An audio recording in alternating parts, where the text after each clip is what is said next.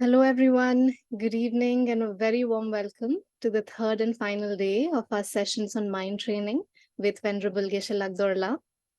We are deeply grateful to Geshe La for offering us his precious time, and thank you to everyone who's joined us today from across the world.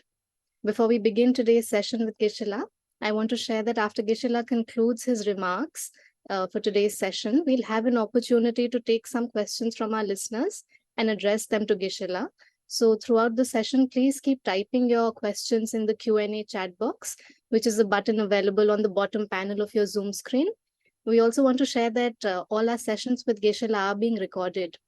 The recordings will be uploaded on the Foundation's YouTube channel and also shared with everyone through email early next week. So thank you very much, and may I please invite Geshe La to start today's session. Mhm.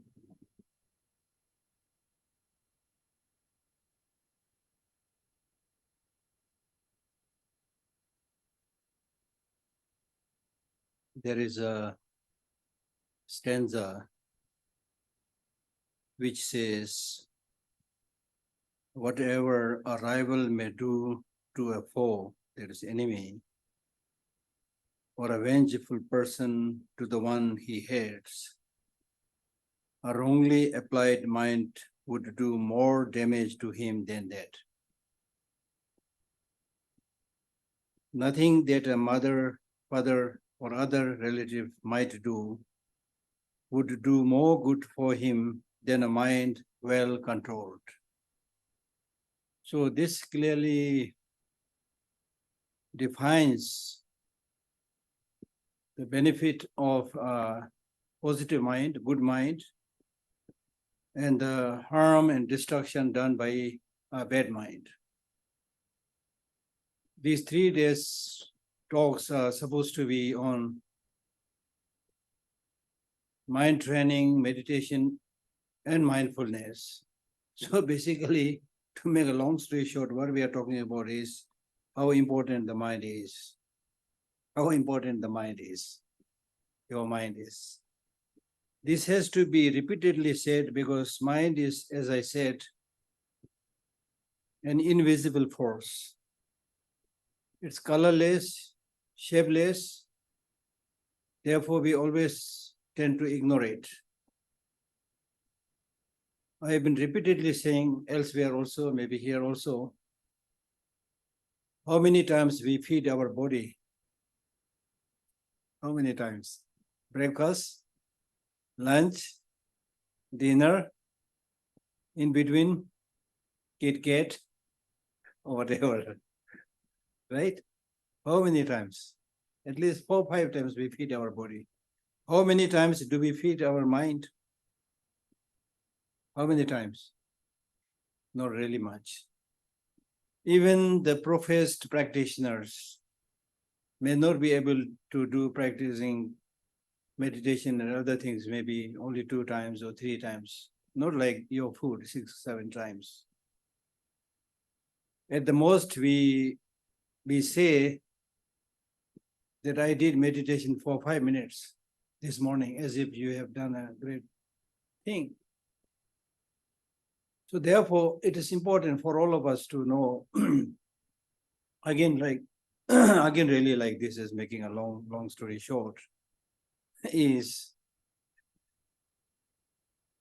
these teachings on mindfulness, meditation, mental transformation, these are all meant to solve the countless problems that we are facing today. People will be interested, okay, if I have depression, what meditation is? If I have low self-esteem, what kind of meditation I should do? People ask all these kind of questions, and then some clever people, they invent some quick fix solution, right? Kind of cut paste thing. But that is, I think, not the real solution. The real solution is we need to have a larger perspective of everything, holistic perspective of everything. Patchwork solution is not really going to solve much of the problem. This is something that we need to really pay special attention, because in today's world, much of the the much of the ways of solving many of the problems is patchwork solution. If you have a problem with the kidney, just deal with the kidney. Operate it, or use dialysis or whatever. Deal only with that. We are, generally speaking, not able to see its connection to the rest of the body and also the external environment. See? So therefore, the Buddhist method is a comprehensive, larger perspective. If you have this larger perspective, bigger perspective, comprehensive understanding, then any problems that might crop up in the form of depression, loneliness, whatever, you will be able to deal it. In fact, the first thing is, if you had maintained such a way of life, these small problems that we are talking so much today will not even come in your life. For example, in my own case, it's important to have the talks based on evidence-based, if possible, scientific data. We are very fond of talking about, this is based on particular research, with the help of the grant from such and such person, institution. This is the scientific data. We are very fond of repeatedly doing that. But in many cases, you don't need any of the scientific data. For example, anger. If you are not completely, you will know anger is bad. As simple as that. But instead of just, this evidence-based personal experience as a data, you are fond of, finding something on the screen. That's why today's medical doctors, when a sick person come to the doctor for treatment, I'm sorry to say this may not be true with all the doctors, but there are many doctors who would spend most of the time looking at the screen of the television, not on the person. See, this is the tragedy, really, for me. This is a tragedy, right? So therefore, I really wanted to repeatedly urge that you need to have this larger perspective, bigger understanding of the whole law of nature, how your whole body is related to the 4 or 5 elements outside, how you are related to the whole universe, the rest of the human, individuals. You need to have this larger perspective. And when you have this larger perspective, a mind whose way of seeing things is attuned to the law of nature, the reality, then all this, small problems will not be there at all. Right? So we need to learn to live more with the nature. And we are very fond of maintaining a narrow-minded attitude, selfishness, ignorance, the main sources of all the problems. You keep intact with your mind. Then for other small problems, you go out and search for solution, which is wrong. Human beings have almost everything to treat us, our physical illnesses and so forth. If you have eye problem, you use eyeglasses or contact lens, things like that. You have so many so-called treatments. Now compare this with the life of a bird. Have you seen birds wearing eyeglasses? Huh? Or where are the hospitals? For other animals, birds, they mostly live in the nature. And they always eat what we now call as organic food.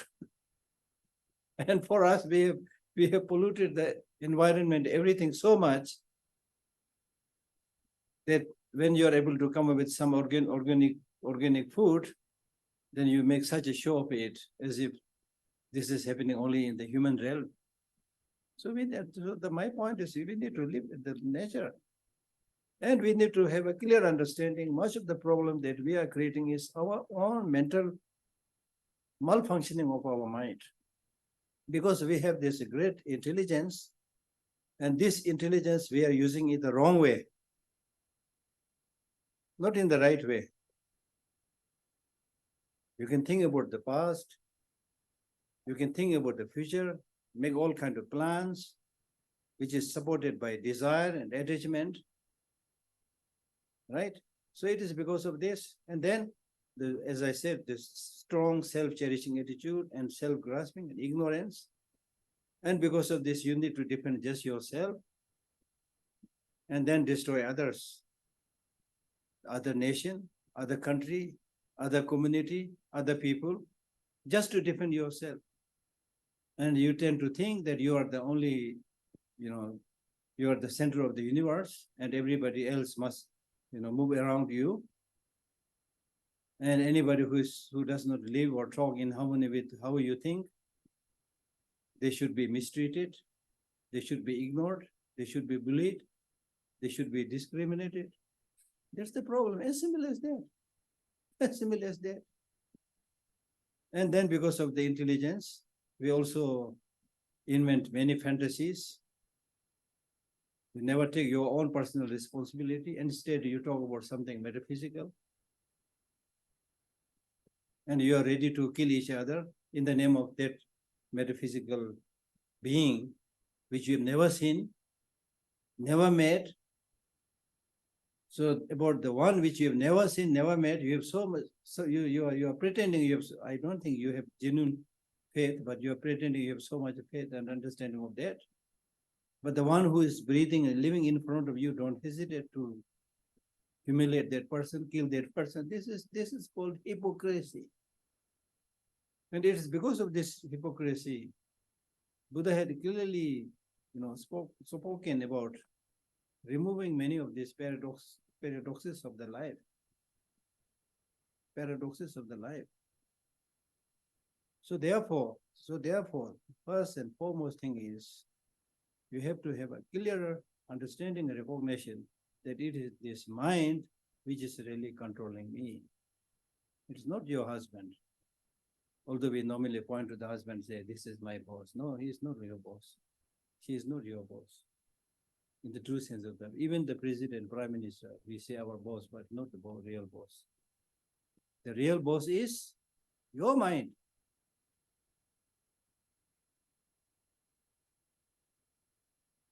So this whole process of mental transformation or mind training, and then plus this meditation, mindfulness, all these are amazing methods to keep in touch with yourself.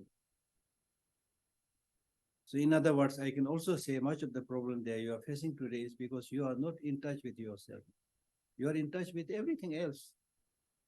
And to keep in touch with everything else, you have many of these technological inventions. Mobile phone is to keep in touch with others. Internet networking is keep in touch with others. These are all invented to keep in touch with what is outside of you. Nothing or hardly anything has been taught how to keep in touch with yourself. Is there any scientific invention that says this is how you can keep in touch with yourself? Right? So look at the way our mind functions. And then look at how the government is run. And all the governments of the world, they have several departments. And there definitely is one department called the Department of Defense. There's no Department of Peace. So this is how we function, you see. So as I said the other days, that much of the problem that we are encountering today is unfortunately self-made problems, our own making. So Buddha is saying, why you are torturing yourself? Wake up. The name of the Buddha is also called the Buddha, the fully awakened one, which by implication is also saying that the rest of us are sleeping. Of course, you will say, no, I'm not sleeping. I'm attending Geshe Lhakdor's teaching. But in the true sense of the term, you are sleeping in ignorance. You are sleeping because you are sleeping in ignorance. Can you deny that? Ignorance means not just lack of knowledge, but misconception of reality. So therefore, when we talk about mind training, it is basically talking about, now you should remember this very clearly. When we talk about mind training, we are primarily talking about training the mind in two spheres. The first is training the mind in bodhicitta, which means training the mind in altruism, how to help others, how to benefit others, how to serve others. In Buddhism, we call it bodhicitta. That is one of the most important subjects of mind training. The second training is called development of the wisdom that realizes the way things are, wisdom that realizes emptiness or shunyata. So that is the focus of all your mind training. And all the solutions are found there. These days, if you attend any of His Holiness teachings, unlike before, when he was much younger, of course, he used to give like 2 weeks, 3 weeks continuous teaching at a stretch and give very, very elaborate explanations. Now at this ripe age, he summarizes it for himself and also for us. When I say for himself, he is saying, this is what I, meditate and practice for so many years. Now this is what I actualized. He's saying this many times these days. And in that way, he's also instructing us that if you're not able to study too much, you should at least focus on two things: the development of the conventional bodhicitta and the ultimate bodhicitta. Conventional bodhicitta means bodhicitta, the mind wishing to become Buddha for the benefit of all sentient beings. This is not easy, but His Holiness says he has now cultivated it, he has achieved it. Then the second is called ultimate bodhicitta. Ultimate bodhicitta is not bodhicitta, but it is wisdom realizing emptiness. But it is also called bodhicitta because it is this wisdom understanding emptiness also will help you become Buddha. So these two, the conventional bodhicitta and the ultimate bodhicitta, are like the two wings of the bird. A bird cannot soar or fly into the space with one wing. So in order to reach enlightenment, we need these two, bodhicitta, based on compassion and loving kindness, and then wisdom understanding the ultimate reality, shunyata. Now, how by practicing these two things, there will be transformation in your mind? The transformation in your mind will take place because when you talk about bodhicitta, you are not talking about yourself. You are talking about how to benefit all sentient beings, all sentient beings. We are not even talking about human beings alone. You see, this is also a very important point to be noted because today we talk about globalization. We proudly talk about globalization as if we have made a great discovery. We talk about globalization.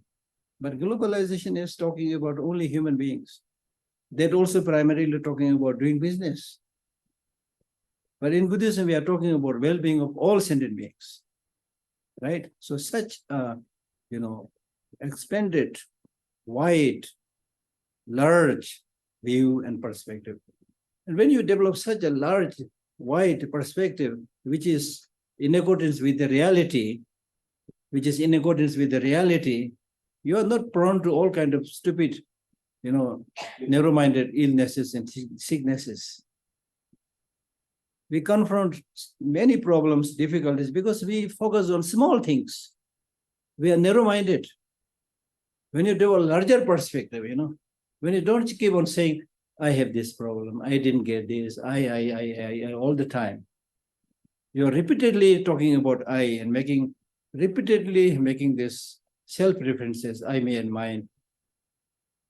In the very beginning chapter of Entering the Middle Way by Chandrakirti, he says, it is because of your constantly talking about I, me, and mine, you get entrapped in the cycle of existence. Now this is today, if you want scientific data, this is, although I don't think you need it again, but if you need the scientific data, already experiments have done, research have done, and they say that people who make a lot of self-references, they are more prone to all kinds of illnesses, including heart attack. Why this is so? This is so, now you imagine yourself, this is so because if you are somebody who is always thinking about me, I, me, and mine, that induces fear. You're not able to have a larger perspective. In one of the mind training texts, it says, for example, if you are very self-obsessed, then even if there is a thunder and lightning, the first thing that will occur to your mind is this thunder will hit on my head. If there's a rat running in your room, you will think the first thing that the rat will do is it will chew off my ear.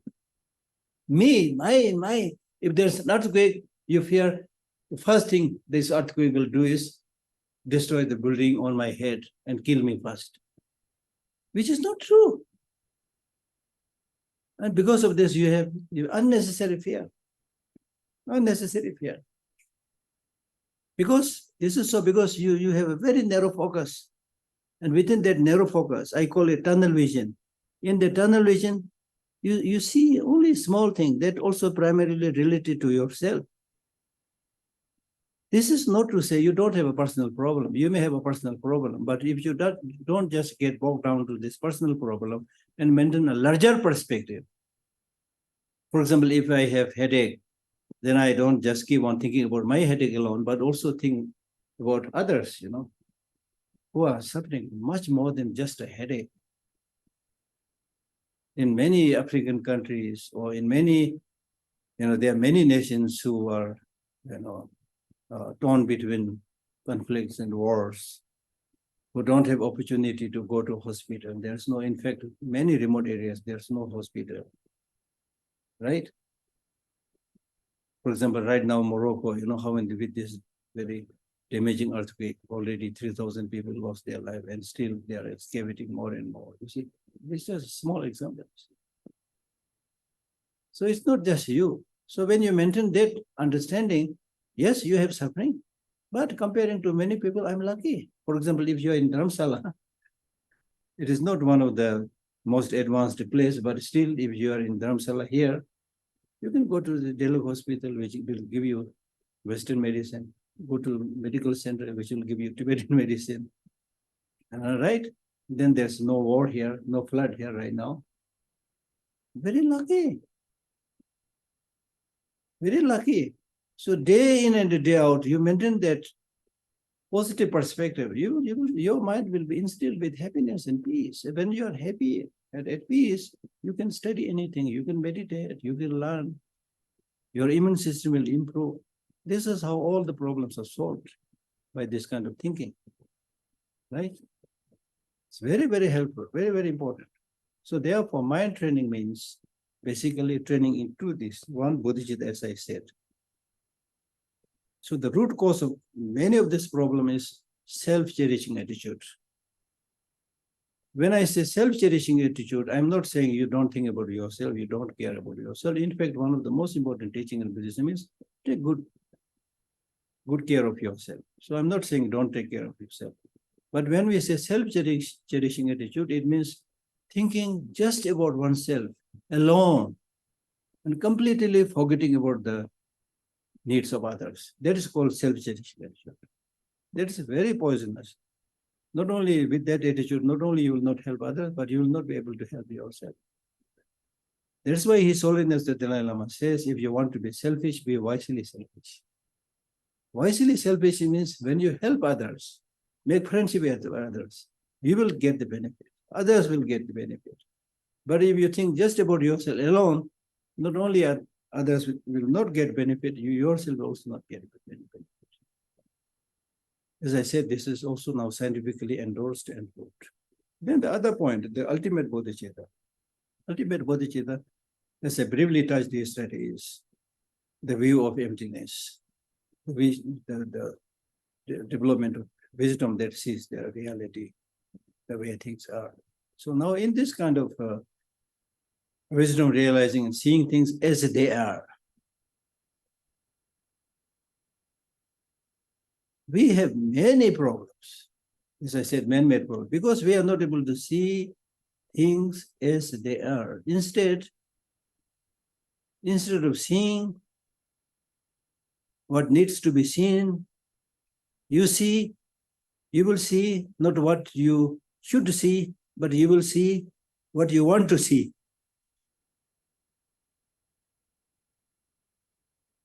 You will hear not what you should be hearing, but you will keep on hearing what you want to hear.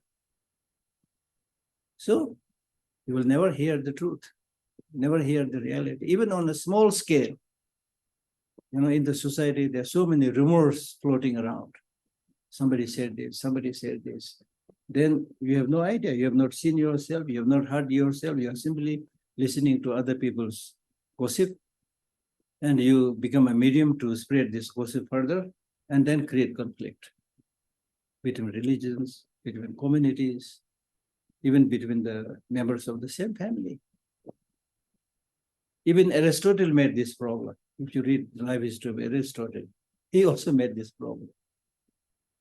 He said that women have less teeth than men. Is this true? I don't think this is true. Same number, right? But he must have heard this from somewhere. Then without checking, although he married 2 times, it was very easy. He should have checked, asked one of his wives to open the mouth and counted the teeth. That is the end of the story. But instead of doing that, he just listened to that rumor that women have less teeth. And in many of his lectures, he said women have less teeth. There are many mistakes that he also made, although he is a great thinker, great philosopher. So therefore, it is really, really important to analyze. Wisdom understanding shunyata means basically saying that you should use this great brain to find things by yourself, not just listen to other people.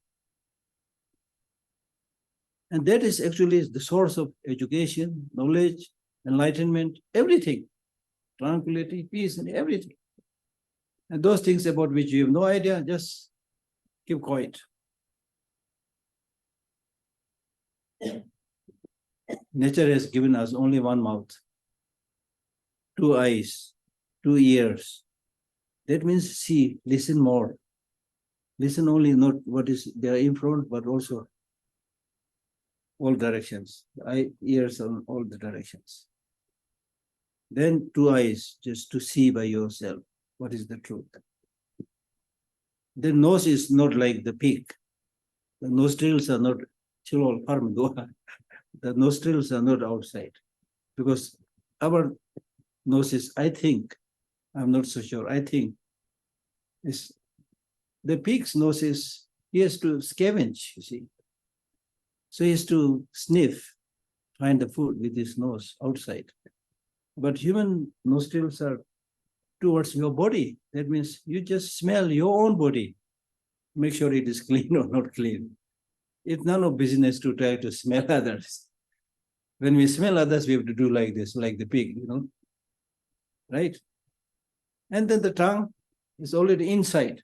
That means when the food comes in, then taste it. Otherwise, you have no job. So if you look at the nature of our body, then as I always say, many teachers say, these 2 long arms are good for hugging. These nice fingers are good for shaking hands, not for hitting others. If it is for hitting others, it should be just 1 lump. Right? So even if you look at your body, it is actually, your body is more of non-violent nature. Your teeth are also, although we eat meat, but your teeth is actually not for killing other animals. If you have tigers and lions and try to kill other animals with your teeth, forget about killing other animals, all your teeth will fall down. Similarly, your nails, if you try to kill other animals with your nail, forget about killing other animals, all your nails will fall. So if you even look at your body, it's for harmony, it is for peace. Then why human beings are creating so much problem? Human beings are creating so much problem because we have this amazing human intelligence, and this human intelligence, we are using it the wrong way. So therefore, what the Buddha's teaching is saying is use this amazing human intelligence in the right way. And when you use it the right way, then there is possibility to become Buddha. If you use it in the right way, then there is a possibility to become like His Holiness the Dalai Lama, or Mahatma Gandhi, or Nelson Mandela, or Desmond Tutu. So many great teachers are there. one person can bring so much peace and happiness when this is used in the right way. They become great not because of their physical dexterity, physical size, but because of their taming the mind and then expressing it through their speech and body.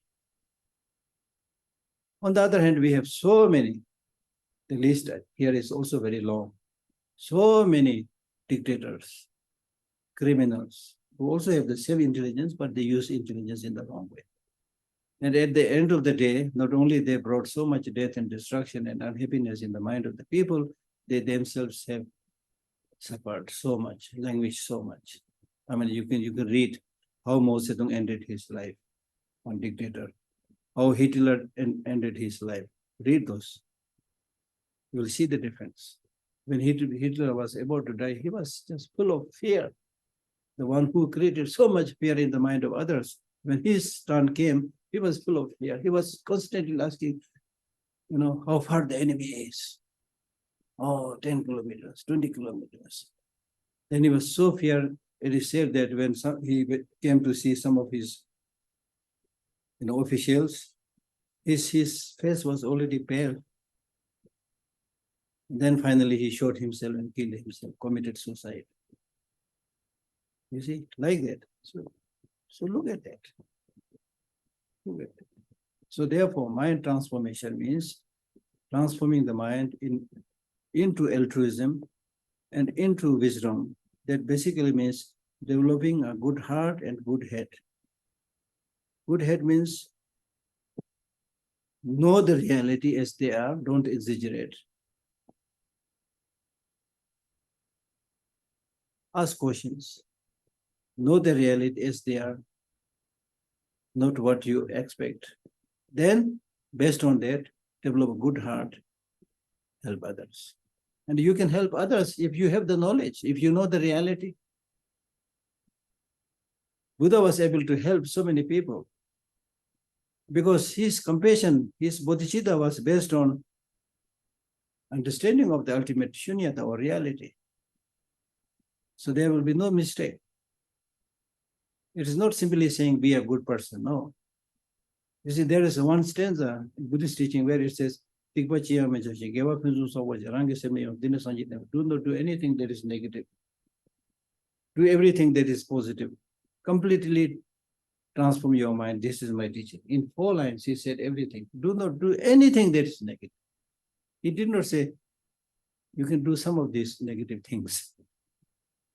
Do not do anything that is negative. Anything that is negative means those activities which directly, indirectly harm others. Negative.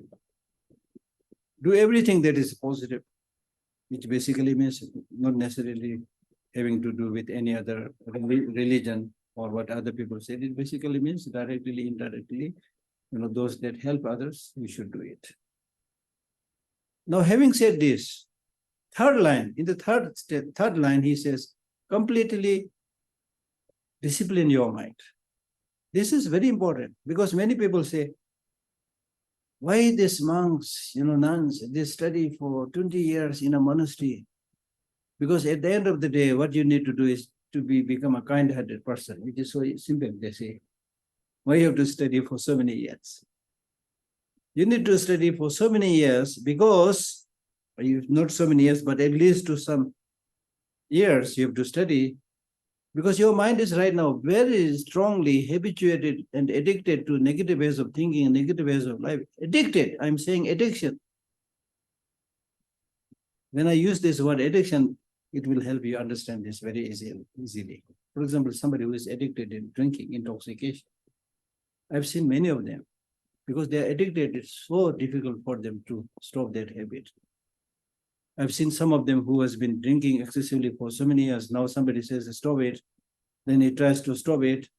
And on the day when he stops drinking, he really he's feeling restless, putting his hand in the pocket, restless, you see. So you're addicted, very difficult to stop it. So we are addicted to all negative ways of thinking, negative ways of life. I mean, negative means not just negative emotion, but those lifestyles and ways of thinking which is not helpful to you at all.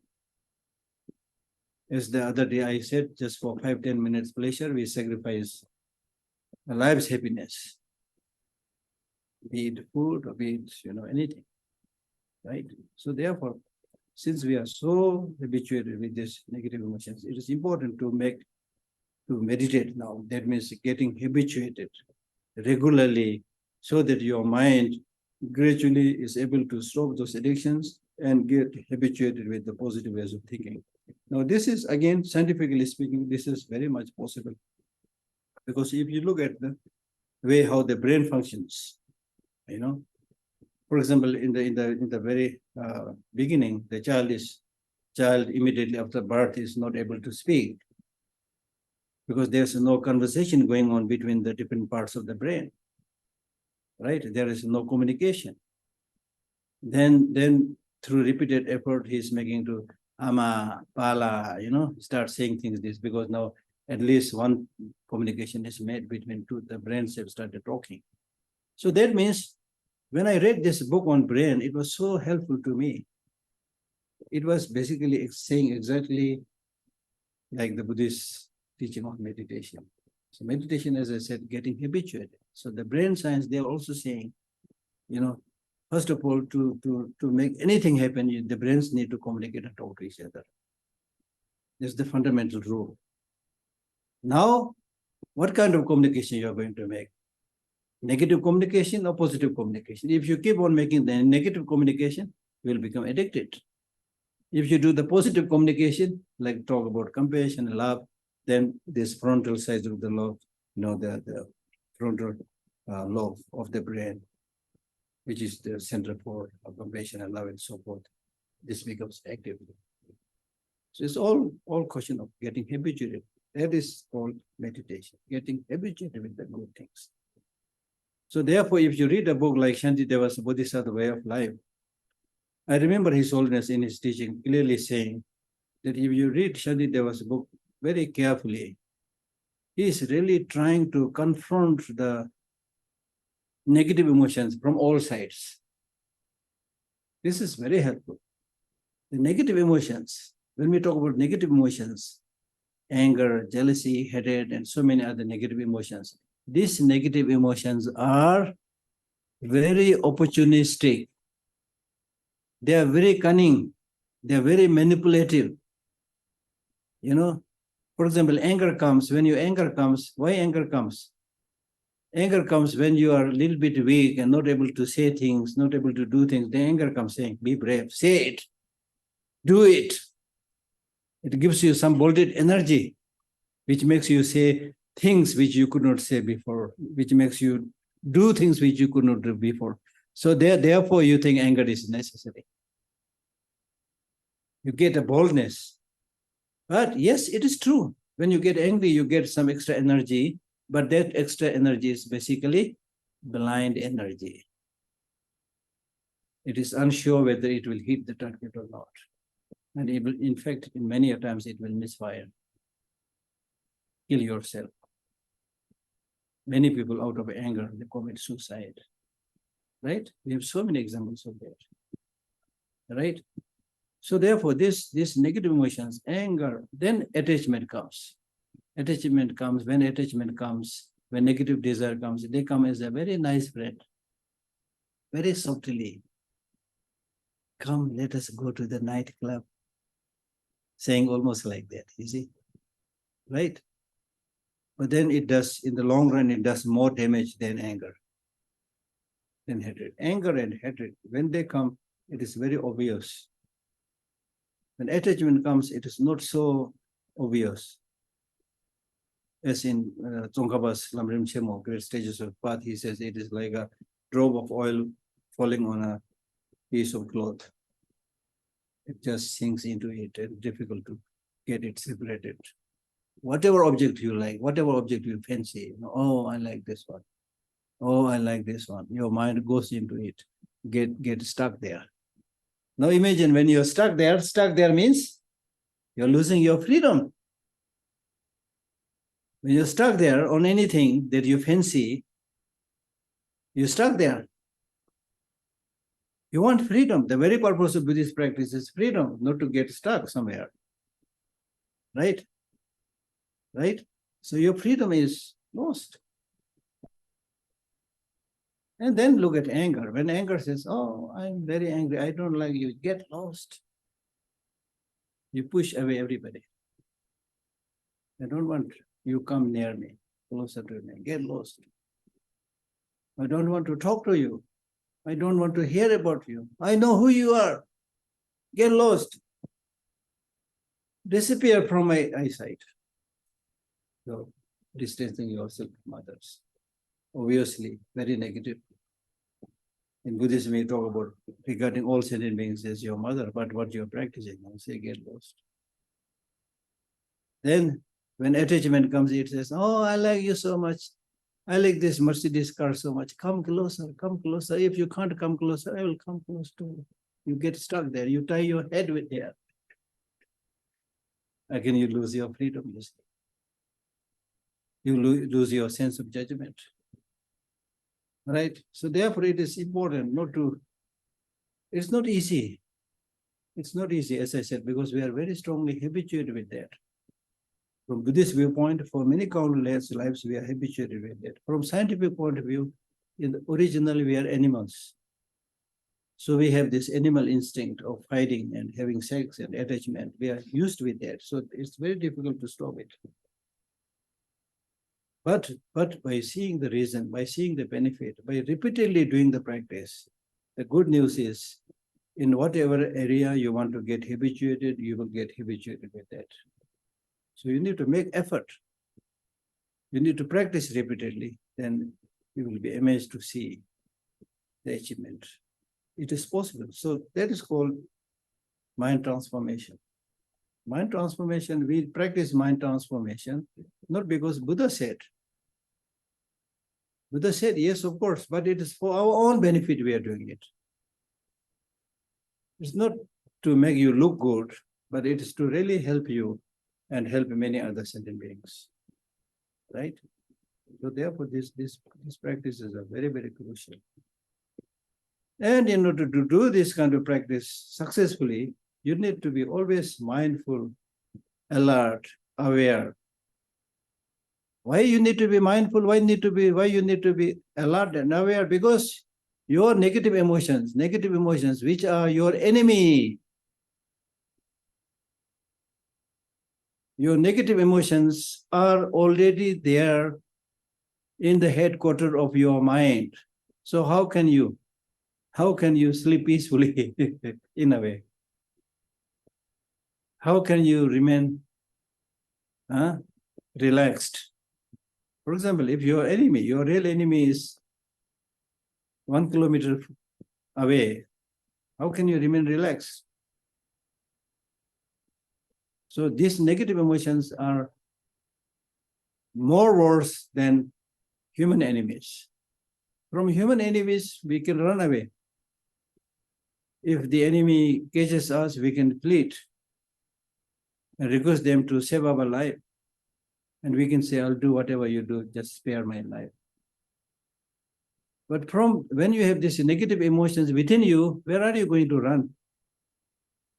Wherever you go, it is there with you.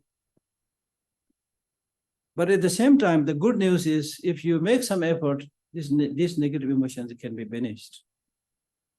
The external enemy, if you fight with external enemy, and if you're able to defeat the external enemy, but still they will go to some other place, gather their force, collect more weapons, and come to revenge you. But the negative emotions is not like that. Once you uproot them, they are gone. There's no other place to go and come back to you, because it's only within your mind. That's the good news. You don't need a nuclear bomb to destroy the negative emotions. What you need is the wisdom, understanding, and emptiness, the positive practices. So these teachings are just amazing. Unfortunately, we are not able to practice much. If you are able to practice it, your life will be full of happiness. The fact that you are able to help somebody is just great, such an amazing opportunity. The fact that you are able to bring smile on the face of some people is such an amazing experience. You see? And we have a responsibility to do that as another human being. And especially if you are engaging in some Buddhist practice, it's your responsibility to serve others, to help others as much as possible.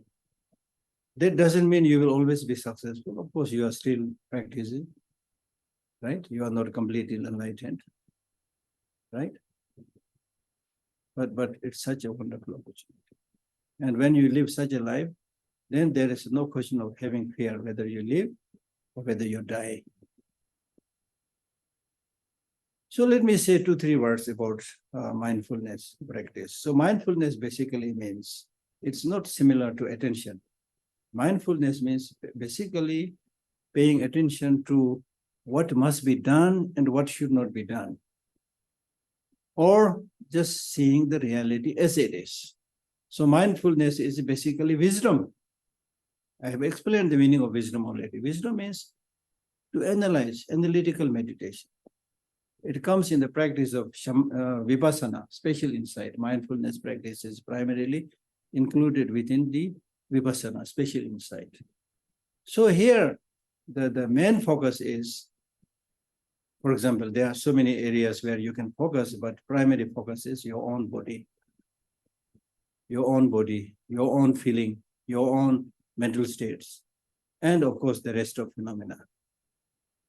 And when you maintain mindfulness, you need to see your body as it is without any exaggeration. You should not think about the body that has pain, that has suffering, not like that. Seeing the body as it is. What is the nature of the body? Is it something permanent? Is it something impermanent? Is it something fragile? Is it something everlasting? When you see the body as it is, the feeling as it is. So that basically means seeing things as they are, as we already discussed. When you see things as they are, for example, when you are able to see your body as it is without any exaggeration, denigration, you will be able to clearly see why there is the need for me to develop so much attachment to my body. A clear indication of attachment to our body is, of course, we need to, feed it, clothe it, and so many things we need to do.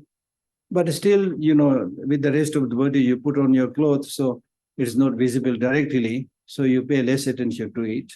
But what is visible directly is your face.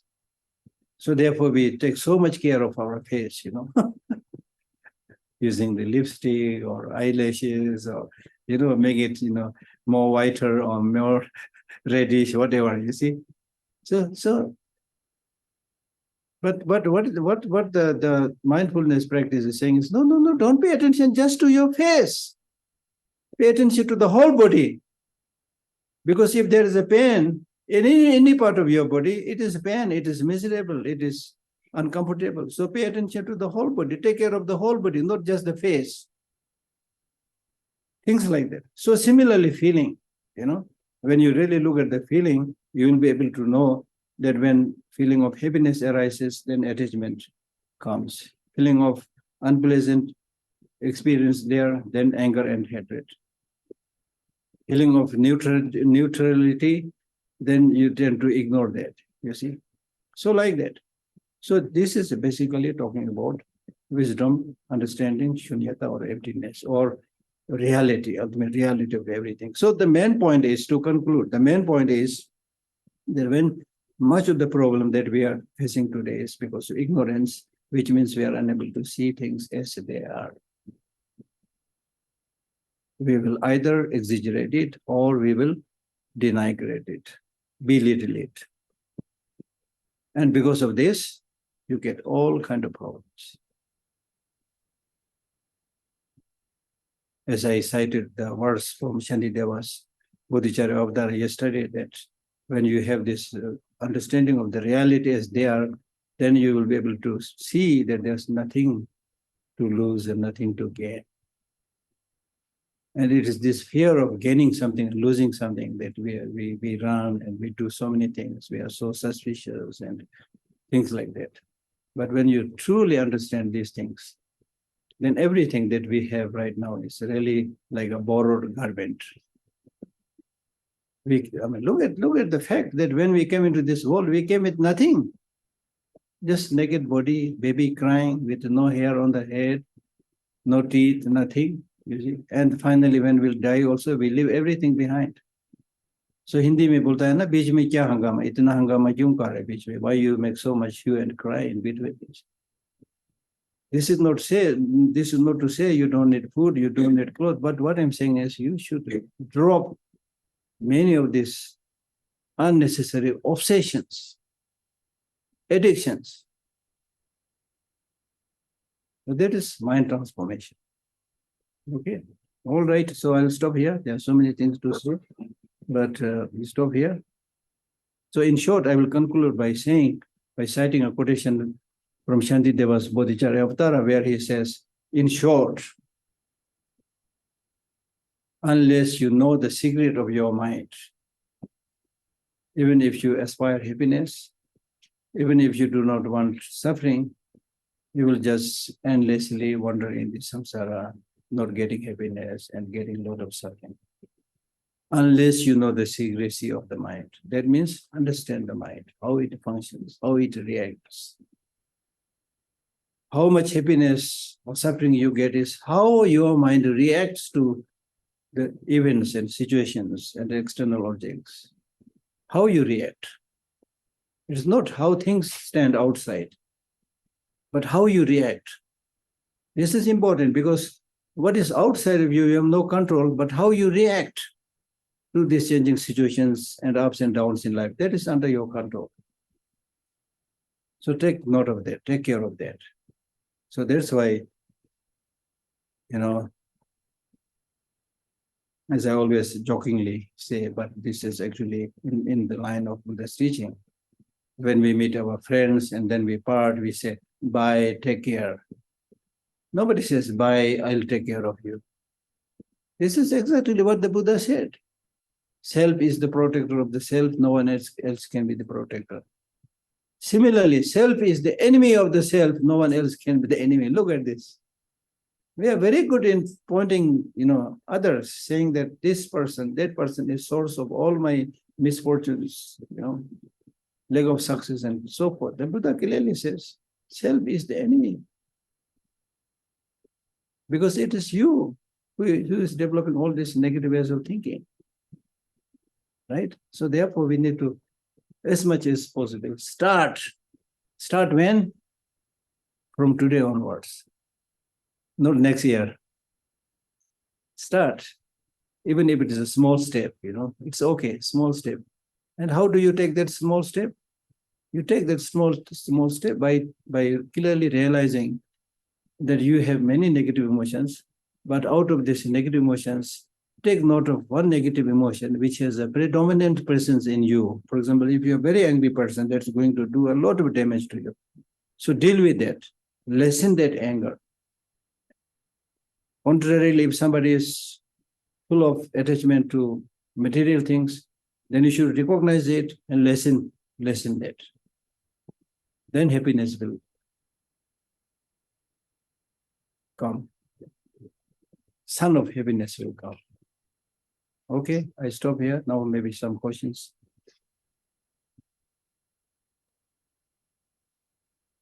Thank you very much, Geshe. We have a lot of questions that our listeners have shared. I will start with the first one, Geshe. So the listeners is asking that, Geshe, when you shared how fortunate we are to be healthy, to not be living in a place that is experiencing war and conflict, I realized how many blessings we take for granted in our everyday lives. Geshe, how can we deepen our everyday understanding and practice of gratitude? How do we empower feelings of gratitude? The more you develop your understanding, for example, your teacher, gratitude towards your teacher, or gratitude towards the things that come from the nature, if you spend more time thinking about it, how kind the environment, how beneficial the environment is, how kind your teacher is, how kind your parents are. The more you really think about it, the more great feeling of gratitude will be there. So you need to think more about it. Okay? Thank you, Geshe-la.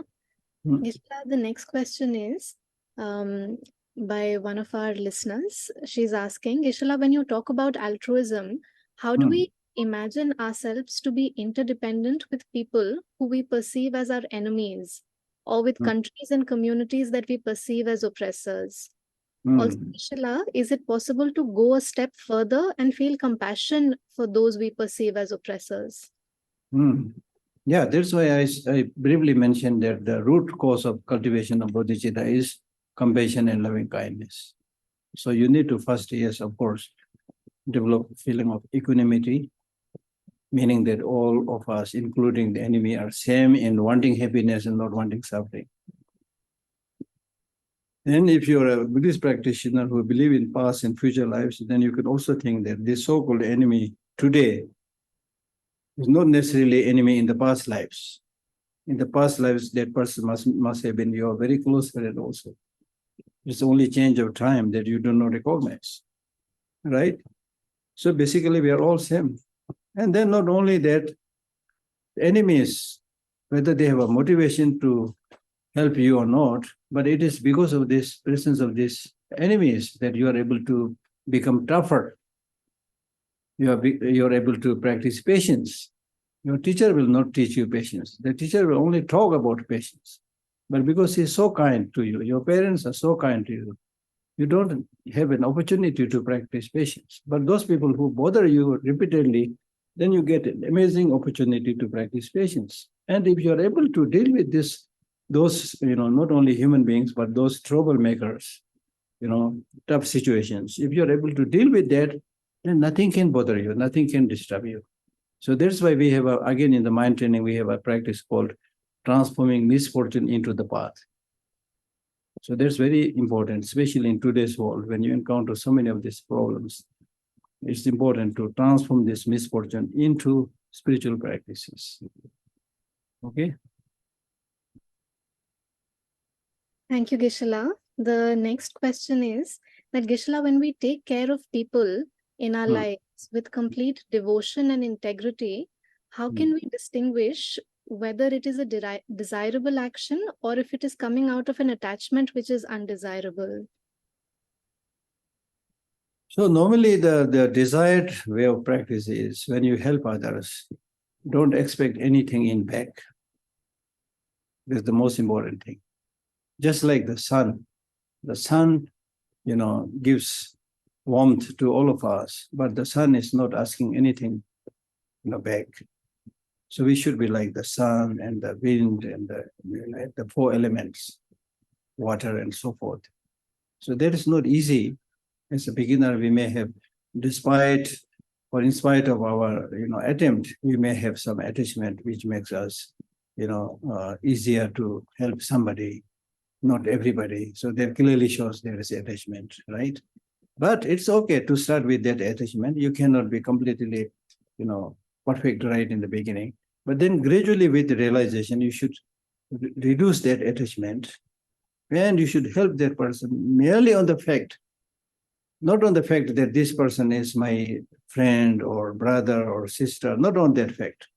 On the fact that this person, whether it's your brother or not, this is my brother or whoever, is exactly like me, wanting happiness and not wanting suffering. That's the correct way. If you help because it's your brother, I mean, it's okay to start with in the ordinary, stance. But then, of course, this is very much alloyed with attachment. And the problem with having attachment is the next time your brother or sister, who you have been taking so much care, reacts negatively, you will be shattered. You will be thinking, then you will start thinking, oh, this is, ungrateful. I've been spending so much time helping them that this is what I get. So this clearly shows you have more attachment and less love. You see, so therefore in Buddhism we talk so much about having unconditional love. Unconditional love means you're not trying to get anything in back. As I said the other day of this story of the teacher who said, I've been teaching to so many students, but I never ever once even asked a thank you or even expected a thank you because there's no sentient being who's not suffering. You see? A clear example is if you have a very dear brother, sister, which who is now sick and hospitalized, then because of your, even if it is alloyed with little bit attachment, but because of your love, not only you will feel uncomfortable, but you will feel very happy that I'm able to help my brother. You see? So it should not become a burden, but it should become a kind of ornament that you're able to help others. Yeah. Okay. Thank you, Geshe-la. The next question is, Geshe-la, since we are addicted to negative ways of thinking and being, what are some ways to start to break these addictive patterns and habituate ourselves with positive ways of thinking? Since this is a path and a journey, and at the beginning, we can try to see the true nature of reality, perhaps only for short spans of time. What are some of the starting points that you recommend? Do you suggest starting with reading books and Starting point is not necessarily spiritual practice. Starting point is, for example, if you are very addicted to chocolate or coffee, okay, then try to reduce the amount of the chocolate that you consume or coffee that you consume. If you're drinking, say, let us say, 4 cups of coffee a day, then in the initial stage, make it 3, then gradually 2, then gradually 1, then gradually pure water, boiled water. And you also save money in that process. Not only you will improve your health, but you will also save money. So this is an example. So like that. So in spiritual practice also, do some small act of kindness wherever it is possible. Just like this great master, Ben Gongel, who was a very great master, but in the later period, but in the beginning, he was also said to be very miser. So he could not practice any generosity or charity. So he realized his shortcoming. Then what he studied was, he took one object in his right hand and gave it to his left hand. He's still not prepared to give it to others. He's giving it to himself, but mentally he's doing the training. Then the left to the right, right to the left, then gradually he got acquainted with that and he was able to not only give things to others, he became very famous practitioner. So like that. Small things. Start with small things. Thank you, Geshe-la. Yeah. Geshe-la, next question. Our listeners saying that, Geshe-la, you quoted that the self is the protector of the self. Yes. I wish to ask you, Geshe-la, how important is building and growing in a community in our journey of mind training? Yeah, that depends upon your state. In the beginning, as a practitioner, it is better to live more in solitude and isolation when your practice is not very strong. When your practice becomes stronger, then mix with the community, right? Because in the beginning, when you are very fragile, your practice is very weak, then if you mix with people, and especially meet with some people who are very vocal and very powerful, they will easily take you in the wrong direction. Okay. Geshe-la, the next question, somebody is... Let me give you one example. I have once seen this, I think deers, they fight each other, butt each other and fight. And then, of course, out of the two, one will lose. So the loser later on goes to some isolated place, and that deer alone, practices how to butt and beat the enemy. Even deers do like that. So therefore, first we need to strengthen our mind. And then, of course, we can mix with the society or community. Yeah.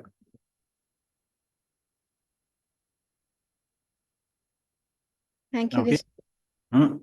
Geshe-la, the next question is, Geshe-la, is it important to have a teacher to lead one in one's journey towards generating bodhicitta? How does one identify and find a good teacher? This is like asking, if you want to learn carpentry, is it necessary to have a teacher? If you want to learn carpentry, do you need a teacher? Of course.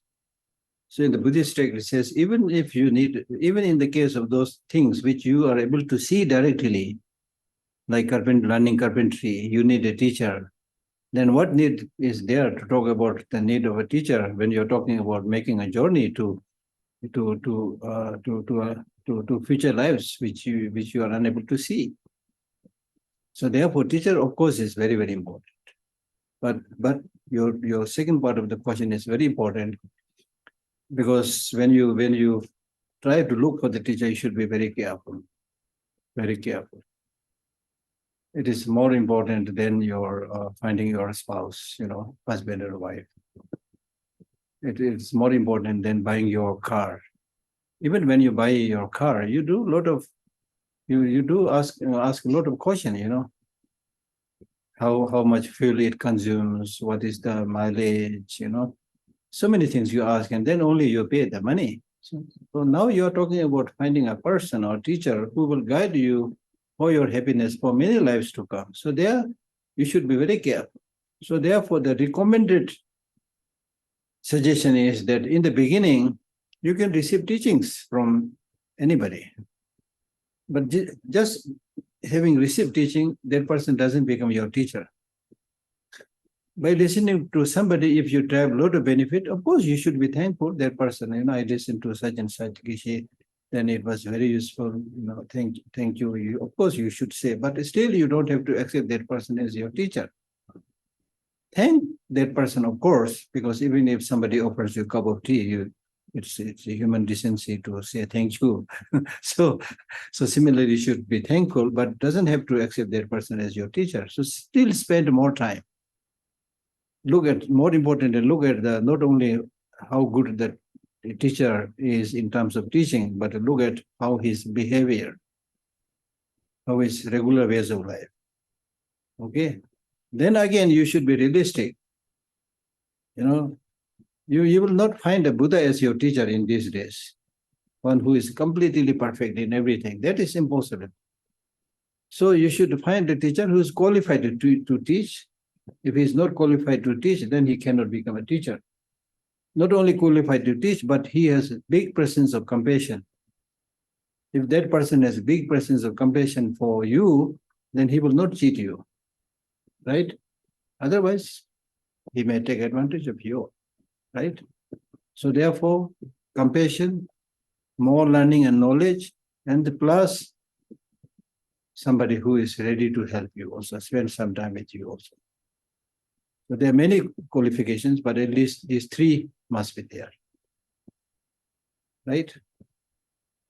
And then if you're still, finding it difficult to find such a teacher, then I always recommend, at least for the time being, imagine His Holiness the Dalai Lama as your teacher, because now we are living in the digital age. So you can get all his online teachings. You see, and even before the digital, era, there's a Tibetan saying which says that as far as the blessing of the Lama is concerned, there is no distance. It is your mind which has to be ready. And then there is no harm in accepting a teacher like His Holiness as your teacher, you see. But again, the problem is with different culture, when we talk about the teacher also, they see their teacher as if that teacher is your husband or wife. I want to be with him all the time. I want to be with her all the time. Yes, there is some meaning, but you don't have to, think like that. Don't get obsessed. Okay. Gisela, there are 2-3 more questions. One of our listeners is asking that Gisela, Buddha talks about only believing things through experience. If that is the case, how do we believe in the cycle of birth and death and having multiple lives? You don't have to believe it right now. First, believe in things which you can experience. For example, if you get very angry and fight with other, what is the outcome? Is it good or bad? You will be able to see it is bad. So stop doing that. And when you start doing all these practices, gradually you will become more clear about the possibilities of future life, and all these things will become very clear to you. Because future life is almost like your tomorrow. You don't see your tomorrow today, but that doesn't mean there is no tomorrow. And if you do something good today, you will be better tomorrow. That's really like, this life and future life. A very clear example. Okay. Thank you, Geshe-la. The next question is similar to one that was asked before, but I'll raise it if you would like to respond. So one of our listeners is asking that, Geshe-la, my question is that today globally, one is often accused with a lot of labels of being leftist or rightist, conservative or nationalist. How does one remain compassionate to those who hold views which are very different from us, given the difference that there is a right and a wrong? You should be on the correct path and let people say whatever they want. You cannot seal their mouth. And you oppose, if possible, no need to listen to them also. So therefore, many of the Buddhist teachings, they say, when you engage in practice, you many a times you should act as if you are blind, or also live as if you are deaf. When our mind is not ready, not prepared, then if we keep on seeing so many things, hearing so many things, then our mind get disturbed. Okay. Geshe-la, there are two requests. And so one is, some of our listeners are asking us if you can recommend any books on the mind that they can start to read after your sessions.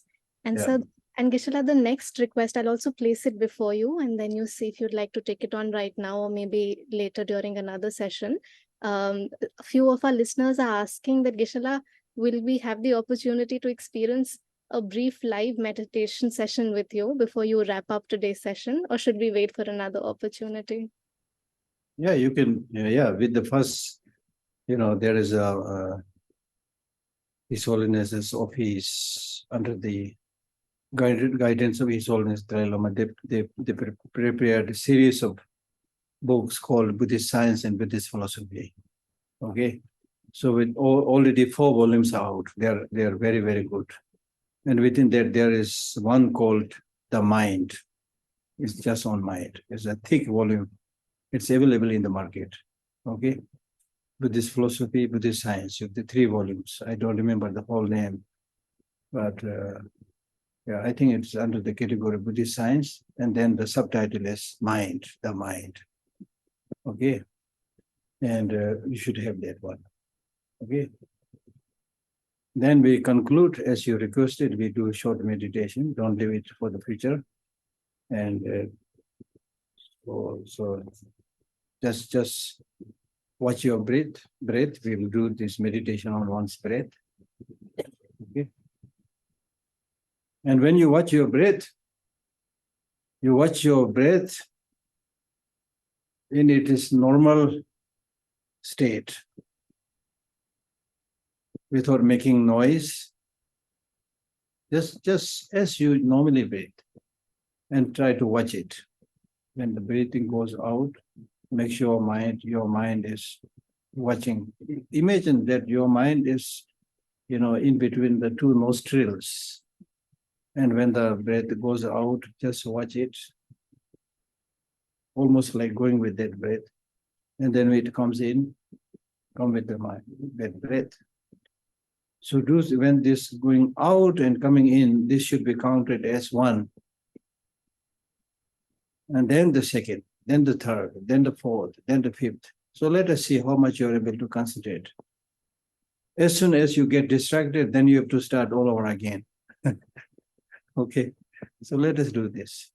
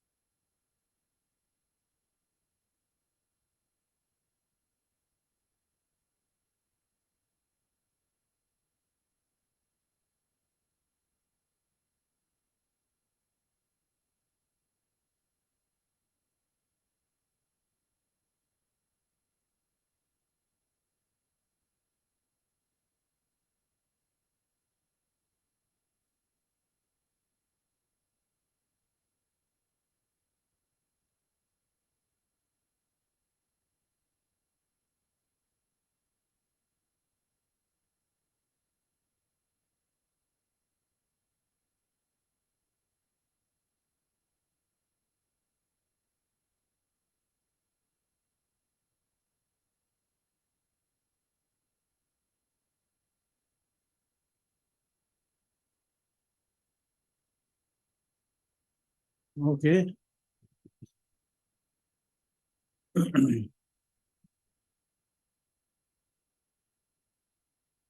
So let us conclude with one prayer.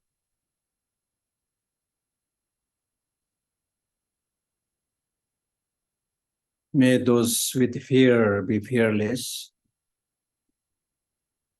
May those without power be empowered. May those who are under bondage be freed. May our hearts join in friendship. Thank you. Geshe. Dhanyavad. Geshe-la, thank you so much. I am Akash Leena, and I also had the privilege of being a part of the Gurukul batch of 2023. And I had the privilege of being a part of the teachings you delivered this session. And I'm also a part of the foundation. So, on the behalf of the foundation, as well as all of our Gurukul alumni, I really wanted to extend our heartfelt thank you for your time, also for accepting our request for this guided meditation. Even if it was for a short while, it really meant a lot for all of us. Thank you for reminding us. Thank you for sharing all your pearls of wisdom. And at the end, also reminding us that it's on us. It's on us to practice all these important things every single day. It's on us who can make this difference in our own lives and in our own ways. Thank you so much, Geshe-la. And thank you to all the participants who were patient with us despite all the small technical glitches. But we will share the recordings on our YouTube playlist and share it with all of you. Thank you so much. Thank you, Geshe-la. Thank you. Thank you for being there. Thank you, everyone. Thank you.